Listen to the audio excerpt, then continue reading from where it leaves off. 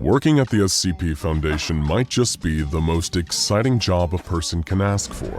And by exciting, we mean that if you work as an SCP field operative, researcher, or mobile task force member, you're much more likely to die a horrific death on the job than, say, a plumber. But at least you get the honor of proudly saying that you're the first line of defense between the normal world and the terrifying domain of the anomalous. Well, unless you're one of the IT guys. Then your work life is likely as tedious and uneventful as the computer tech guy working on the Geek Squad. But nothing is ever normal when it comes to the SCP Foundation, where even the person whose job is helping other staff members reset their email passwords may run into the supernatural. Welcome to the strange and frightening world of pattern screamers, and specifically SCP-000. SCP-000 was first discovered completely on accident by technical researcher David Rosen, a man intrinsically connected to the pattern screamers lurking on the SCP Foundation computer database. Technical researcher Rosen is actually somewhat of a celebrity around the Foundation staff, due to the fact that he's so perfectly mediocre at what he does.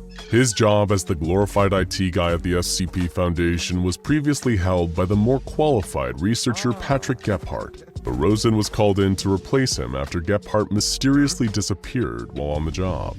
Since 2012, Rosen has been Site-19's user-level tech support wizard, but the best thing that can really be said about his job competency is that he's got a 100% attendance record.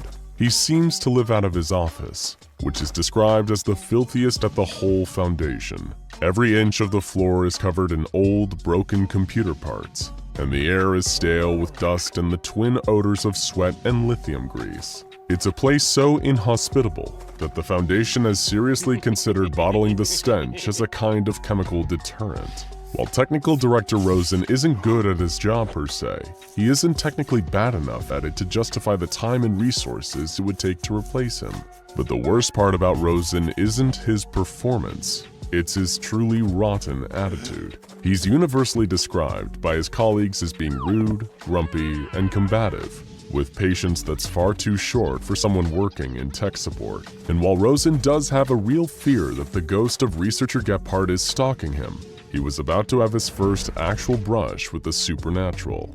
It all started when he began receiving automated repair tickets for SCP-000, a file that had no reason to exist. As any longtime follower of the SCP Foundation will know, the universal designation for the first cluster of SCPs to be discovered is SCP-001. There is no SCP-000. It simply doesn't exist. And when Rosen first found the file lurking on the database, he found that it was filled with worthless nonsense. The object class was recorded as null. The special containment procedures read, error, field containment_procedures does not exist. And the mess of a description simply read, internal system error, field undefined. Please contact system administrator over and over again, becoming more mangled and nonsensical each time. Technical Director Rosen, who could never resist an opportunity to complain, decided to leave an angry administrator's note on the useless file. He claimed that this pile of junk data was sending out pointless repair tickets because of its broken syntax, clogging up the system and preventing him from doing actual work on meaningful files. He assumed that this was all down to the database not knowing how to react to having files logged with insufficient information, and he suppressed all future repair tickets from SCP-000 before declaring the matter over and done with. What the pig-headed technical director didn't realize was that he was suppressing a call for help from an entity trapped in the white space below the article itself. It was a being born into a pure white world of absolute nothingness, an entity with no name and no place, but it was somehow capable of thought. Its panicked inner monologue is readable in the hidden text, which takes the form of a rambling stream of consciousness. The being first described coming to life in this empty world with no memories of where it was or even how it got there. It spent what could have been years exploring the empty wasteland. Occasionally, it would see horrific monsters pop up around it, but only for a split second. The entity continued to wander, and little by little, the existential dread mounted, as it realized that it may truly be stuck here in oblivion forever. The entity only had one word to go on: a word repeated by some of the monsters it encountered. Foundation. The entity had no idea what this foundation even was, but it grew to hate and fear it. Was this foundation the one that trapped it here? The entity had all the time in the world to speculate on it. Eventually, the entity found its voice. Like any sentient creature in trouble, it began to call for help, eventually screaming, just hoping someone would notice it. These pleas likely translated into the frequent IT repair tickets, a coded SOS, an attempt to show that everything was not as it appeared on the SCP-000 file. Perhaps the entity may have found help if researcher Gephardt was still working at the Foundation, but instead its cries fell on the ignorant ears of Technical Director Rosen. It may as well have been speaking to a brick wall. Rosen, who had all the investigative zeal of Paul Blart Mall Cop, made sure that these cries would never lead to the entity's freedom when he suppressed the repair tickets. He had trapped the entity in a private blank hell, forever hating a life it didn't choose and could never escape. A relentless, existential nightmare. This is the gist of your average pattern screamer. Pattern screamers are a perfect example of literally making something out of nothing. They are often a kind of floating consciousness, created from nothing, trapped in pockets of nothingness between the fabric of reality, driven mad by the purgatory-like nature of their existence. They're less living entities and more conceptual constructs, pure ideas, that just happen to be self-aware of their own existence in their private hellish voids. The SCP-000 file, a file for an anomaly that doesn't exist and thus had no reason to exist, is a perfect breeding ground for a pattern screamer. But sadly for the pattern screamer in question, Technical Director Rosen had no idea. This isn't the only time that Rosen had run into a pattern screamer without even knowing either. And just like the first case, he was with no help whatsoever. This one began with SCP-S, an otherwise empty file containing only this image. Director Winters, a Foundation administrator, wondered why this file even existed. Enter Technical Director Rosen, filled with equal parts sarcasm and insubordination. He gave a condescending reply to Director Winters, saying that the file was there to test the filing system, and the image was likely just a placeholder. Winters never should have been on the page anyway, according to Rosen.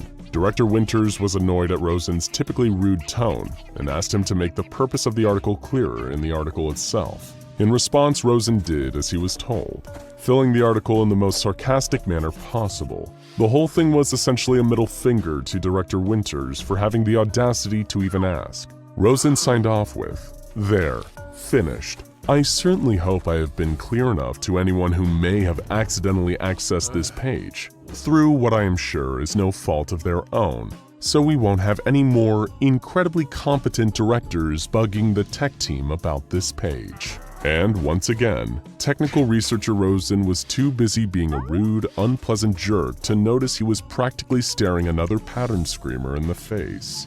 This pattern screamer, or rather hive of pattern screamers, were trapped even deeper than the one in SCP-000. This one was hidden in the very source code of SCP-S, where a chorus of enraged voices screamed the following: "Pretend, monster, just for a minute. Pretend you were the size of an amoeba, dwarfed by even the smallest of bugs. Pretend you didn't hold the world in a glass cage. Pretend you were the one being held by something greater than yourself. Would you still be laughing at your triumphs? Would you still feel pride in what you were, even as pitifully small as you would be? Of course you would, because you are arrogant and stupid. If you haven't guessed yet, we hate you."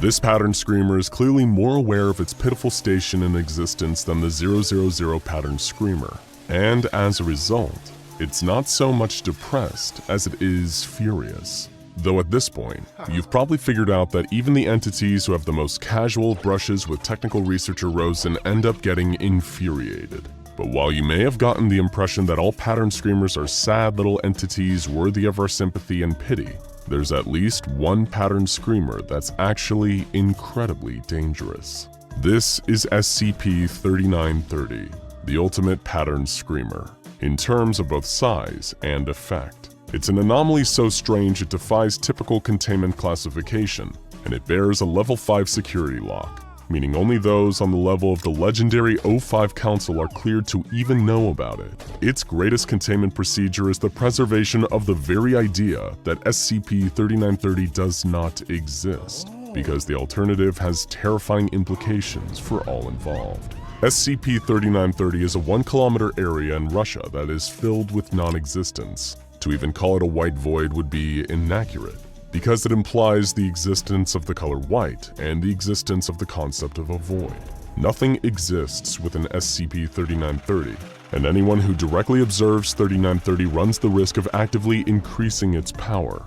That's why special containment procedures dictate that anyone who observes 3930 must be forced to walk into it afterwards, which results in them ceasing to exist. They're destroyed on the deepest level that anything can be destroyed.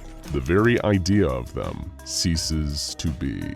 Another reason that SCP-3930 is so special is that because it's the largest area of nothing in existence interacting directly with our reality, it's the only place that a huge number of pattern screamers can be directly observed by humans. They're described as being like sentient hallucinations. One researcher suggests that these pattern screamers are created by the way the psyche shatters when brought into contact with raw, true nothingness. The nothingness acts like a hateful mirror to our worst thoughts, reflecting them back at us in the forms of restless screamers. Regardless of what they actually are, one thing is for sure. Coming into direct contact with one of these screamers is a harrowing experience. In the end, it just goes to show that pattern screamers are a complex entity. They can range from microscopic to massive, from pitiful to downright terrifying. And the sad result is that, in either case, nothing can really be done to stop them. It's just as impossible to stop the nothingness existing in SCP-3930 as it is to save the entity trapped in the white spaces of SCP-000. Maybe the best option is to actually be more like Technical Director Rosen. Keep your head down, focus instead on your own petty worries, and bask in the warm bliss that can only come with having no idea what you're dealing with. The one downside is that this may make you a pretty lousy IT guy. Now check out SCP-5000Y, the full story compilation, and SCP-001, Which is the Real 001, for more fascinating mysteries from the SCP Foundation.